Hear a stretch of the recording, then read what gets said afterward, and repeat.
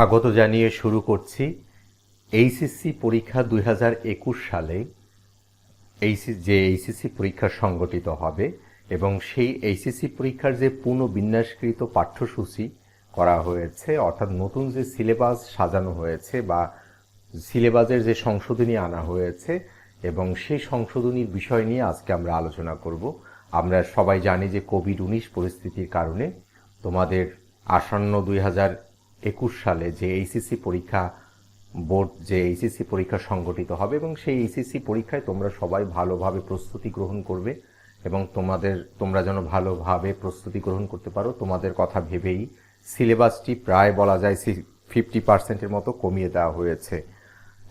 যে কারণেই আমরা আজকে দেখব যে গার্হস্থ্য বিজ্ঞান, যাকে আমরা ইংরেজিতে বলে থাকি হোম সায়েন্স, সেই গার্হস্থ্য বিজ্ঞান বিষয়ে কি কি পরিবর্তন আনা হয়েছে, সেই পরিবর্তনের বিষয়গুলো অর্থাৎ কোন কোন অধ্যায়গুলো যুক্ত হয়েছে বা কোন কোন শিখন ফলগুলো যুক্ত হয়েছে, যেগুলো যুক্ত হয়নি সেগুলো আমাদের সিলেবাসে নেই।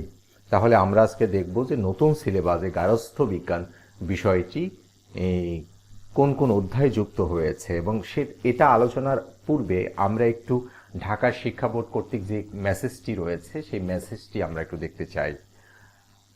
এটি ফেব্রুয়ারি 4 তারিখে প্রকাশিত হয়েছে। বলা হচ্ছে যে এইচএসসি পরীক্ষা 2021-এর জন্য পুনর্বিন্যাসকৃত পাঠ্যসূচি।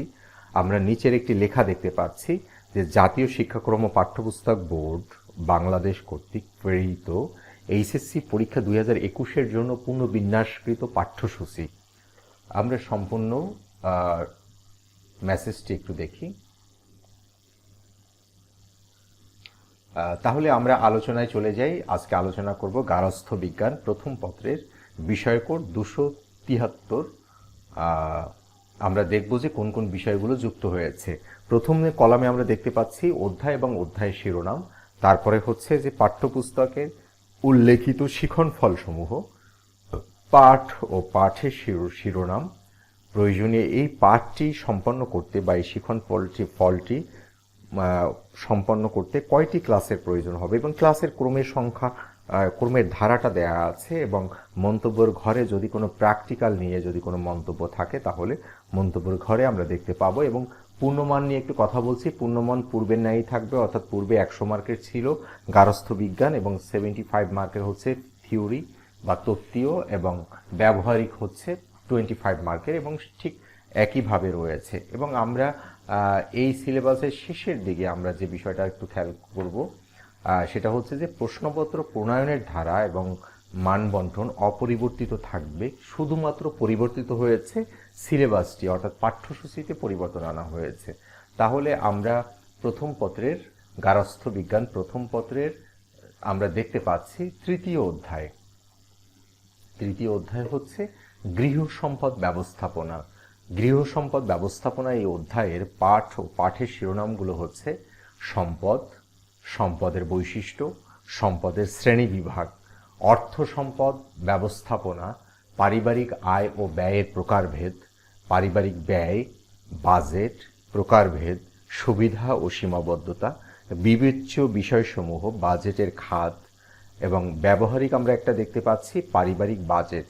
ব্যবহারিকের নির্দেশনাটি হচ্ছে ব্যবহারিকের তালিকার 1 নং কাজটি 4র্থ ও 5ম ক্লাসে সম্পন্ন করতে হবে। তাহলে আমরা তৃতীয় অধ্যায় আমাদের মোট 5মতম অর্থাৎ 5টি ক্লাসের মাধ্যমে আমরা তৃতীয় অধ্যায় সমাপ্ত করতে পারবো। এরপরে হচ্ছে পঞ্চম অধ্যায় হচ্ছে সঞ্চয়, বিনিয়োগ ও ঋণ, অর্থাৎ সঞ্চয়ের প্রয়োজনীয়তা, প্রকারভেদ, সঞ্চয়ের মাধ্যম, বিনিয়োগ, ঋণ, তারপরে হচ্ছে তাহলে এগুলো নিয়েই আমাদের পঞ্চম অধ্যায় 6ষ্ঠ থেকে 8মতম অর্থাৎ 3টা ক্লাসের মাধ্যমে আমরা পঞ্চম অধ্যায় সমাপ্ত করতে পারবো। এরপরে হচ্ছে 8ম অধ্যায় আসবাবপত্র, নির্বাচন, বিন্যাস ও গৃহসজ্জা। তাহলে পাঠ ও পাঠের বিষয়ের শিরোনামে আমরা দেখতে পাচ্ছি আসবাবপত্র নির্বাচন, আসবাবপত্র বিন্যাস, আসবাবপত্রের যত্ন ও রক্ষণাবেক্ষণ, তারপরে হচ্ছে গৃহসজ্জার আনুষঙ্গিক উপাদান, পর্দা, কার্পেট, দেয়াল ও পুষ্পসজ্জা। ব্যবহারিক হচ্ছে পুষ্পবিন্যাস, ব্যবহারিক তালিকায় 2 নং কাজটি 13তম ক্লাসে সম্পন্ন করতে হবে। বলছেন যে এই যে ব্যবহারিক যে ক্লাসটি রয়েছেন অষ্টম অধ্যায়, এটি আমাদের 13তম ক্লাসে সম্পন্ন করতে হবে এবং সেটাই উল্লেখ করা হয়েছে, মন্তব্যের ঘরে দেওয়া হয়েছে। এরপরে আমরা দেখব নবম অধ্যায়। নবম অধ্যায় হচ্ছে গৃহ প্রাঙ্গণ, ছাদ ও বারান্দার ব্যবহার। তো গৃহ প্রাঙ্গণ, ছাদ ও বারান্দার বহুমুখী ব্যবহার, নকশা পরিকল্পনা, বাড়ির আঙিনার ব্যবহার, বাড়ির পিছনের অংশের ব্যবহার, যত্ন ও রক্ষণাবেক্ষণ। তাহলে আমরা নবম অধ্যায় দেখতে পাচ্ছি যে 2টো ক্লাস অর্থাৎ 14তম এবং 15তম ক্লাসের মাধ্যমে সমাপ্ত হবে। একাদশ অধ্যায় বাংলাদেশের ঐতিহ্যবাহী বস্ত্র, বাংলাদেশের ঐতিহ্যবাহী বস্ত্র, জামদানি, মণিপুরি তাঁত, টাঙ্গাইল তাঁত, রাজশাহী সিল্ক, বেনারসি, খদ্দর এবং বাংলাদেশের ক্ষুদ্র নৃগোষ্ঠীর পোশাক, মণিপুরি, খাসিয়া, তারপরে হচ্ছে চাকমা এবং রাখাইন, সাঁওতাল। আমরা রাখাইন বিভিন্ন সম্প্রদায়ের সেই বস্ত্র যে শিল্প রয়েছেন, বিভিন্ন উপজাতীয় সম্প্রদায়ের বস্ত্র শিল্প রয়েছে এবং সেটা সম্পর্কে আমরা সবাই জানি। যেমন আমরা কুয়াকাটায় সেই রাখাইন সম্প্রদায়ের রাখাইনদের তাঁত শিল্প রয়েছেন, সেরকম বিভিন্ন জায়গায় চট্টগ্রামে রয়েছেন। তারপরে হচ্ছে গারোদের নানা ধরনের শিল্প রয়েছেন ময়মনসিংহ অঞ্চলে, তারপরে টাঙ্গাইল অঞ্চলে, অথবা সে রংপুর, দিনাজপুর অঞ্চলে রয়েছেন অনেক নানা ধরনের উপজাতি। তাহলে এই বিষয়গুলো আমরা অনেকটাই অবগত। এবং তাহলে আমরা নবম অধ্যায় দেখব, নবম অধ্যায় না, একাদশ অধ্যায় আমরা দেখছি বাংলাদেশের ক্ষুদ্র নৃগোষ্ঠী পোশাক, মণিপুরি, খাসিয়া। বাংলাদেশের একাদশ অধ্যায় হচ্ছে বাংলাদেশের ঐতিহ্যবাহী বস্ত্র, বাংলাদেশের ঐতিহ্যবাহী বস্ত্র, জামদানি, মণিপুরি তাঁত, টাঙ্গাইল তাঁত, আমি আবারও পড়ছি, রাজশাহী সিল্ক, বেনারসি, খদ্দর এবং বাংলাদেশের ক্ষুদ্র নৃগোষ্ঠীর পোশাক হচ্ছে মণিপুরি, খাসিয়া, তার চাকমা, রাখাইন, সাঁওতাল। এরপরে দ্বাদশ অধ্যায় হচ্ছে ফ্যাশন, স্টাইল ও ডিজাইন। ফ্যাশন ও স্টাইল, ফ্যাশন চক্র, ফ্যাশনের পরিবর্তন, পোশাক ও বস্ত্র শিল্পের উন্নয়ন, পোশাক নির্বাচন ও ক্রয়। ত্রয়োদশ অধ্যায় বস্ত্রের রং ও ছাপা। বস্ত্র রং করা ও ছাপা, বিভিন্ন ধরনের রং, প্রাকৃতিক, কৃত্রিম বস্ত্রের রং প্রয়োগ, তন্তু কাঁচামাল থাকা অবস্থায় রং প্রয়োগ এবং সুতায় রং প্রয়োগ এবং বস্ত্রখণ্ডে রং প্রয়োগ। তারপরে হচ্ছে ক্রস ড্রাইং পদ্ধতি, দ্রবণে রং প্রয়োগ এবং ব্যবহারিক হচ্ছে বস্ত্রখণ্ডে টাইডাইকরণ এবং ব্লককরণ। তারপরে হচ্ছে আমরা ব্যবহারিক দেখতে পাচ্ছি যে ব্যবহারিকের তালিকায় 3 নং কাজটি 24তম এবং 25তম ক্লাসে সম্পন্ন করতে হবে, তারও একটা নির্দেশনা দেওয়া হয়েছে। তাহলে এরপরে আমরা চতুর্দশ অধ্যায় আমরা দেখব। চতুর্দশ অধ্যায় হচ্ছে পোশাকে শিল্পকলার নীতি ও উপাদান। পোশাকে শিল্পকলার উপাদান, রং, রেখা, আকার, জমিন, বিন্দু। তারপরে হচ্ছে পোশাকে শিল্পকলার নীতি, সমতা, সংগতি, ছন্দ, মিল, প্রাধান্য। পোশাকে শিল্পকলার নীতি ও শিল্প উপাদান প্রয়োগ। তাহলে আমরা দেখতে পাচ্ছি অর্থাৎ এই প্রথম পত্রে আমাদের মোট 28টি ক্লাসের মাধ্যমে প্রথম পত্র সমাপ্ত হবে। গার্হস্থ্য বিজ্ঞান প্রথম পত্রে টোটাল 28টি ক্লাসের প্রয়োজন হবে। এবং ব্যবহারিকগুলো আবারও একটু দেখে নেই আমরা। পারিবারিক বাজেট, পুষ্পবিন্যাস, ব্লককরণ এবং টাইডাইকরণ। তত্ত্বীয় ক্লাসের সাথে সাথে উল্লেখিত সময়ের মধ্যে ব্যবহারিক কাজটিও করতে হবে। এবং একটা কথা বলেছে এখানে, সেটা হচ্ছে প্রশ্নপত্র প্রণয়নের ধারা এবং মানবন্টন পূর্বের ন্যায়ই থাকবে, শুধুমাত্র আমাদের সিলেবাসটি পরিবর্তিত হয়েছে। তাহলে আমরা এটা সমাপ্ত করার পূর্বে আমরা আবারও অধ্যায়গুলো একটু দেখি। তৃতীয় অধ্যায় গৃহ সম্পদ ব্যবস্থাপনা, পঞ্চম অধ্যায় সঞ্চয়, বিনিয়োগ ও ঋণ এবং অষ্টম অধ্যায় আসবাবপত্র, নির্বাচন, বিন্যাস ও গৃহসজ্জা, নবম অধ্যায় গৃহ প্রাঙ্গণ, ছাদ ও বারান্দার ব্যবহার, একাদশ অধ্যায় বাংলাদেশের ঐতিহ্যবাহী বস্ত্র এবং দ্বাদশ অধ্যায় ফ্যাশন, স্টাইল ও ডিজাইন, ত্রয়োদশ অধ্যায়ের বস্ত্রের রং ও ছাপা, এবং চতুর্দশ অধ্যায় পোশাকে শিল্পকলার নীতি ও উপাদান।